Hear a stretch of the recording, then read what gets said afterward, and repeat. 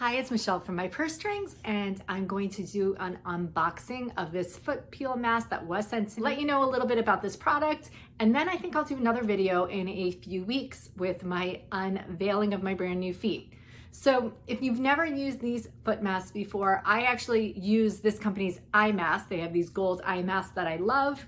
But this is a mask, you're going to put it on your feet, and then over the course of about 2 weeks, it's gonna peel. I generally have pretty disgusting feet, but I did get a pedicure recently, so they're actually in better shape than usual. But what you're gonna do is you're gonna wash your feet first. I'm gonna show you what's inside, and it's great for calluses, just rough skin. Some people have worse feet than others. I'm one of those people, not the prettiest feet.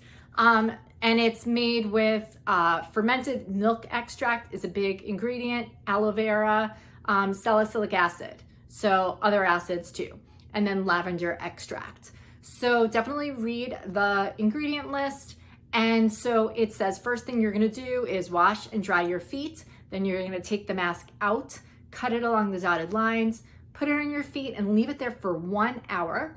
Then you're going to wash your feet with soap and water, and then wait a couple of weeks. You're not actually supposed to touch and peel your skin, even if you see the peeling and it's a little appealing for you to do that, no pun intended. You will notice peeling in as soon as 4 days, but it might take 2 weeks. So again, I will do a follow-up, but I just wanted to show you this. So let me open this up. So you get 2 of these, and it has the exact same directions and the ingredients I just went through.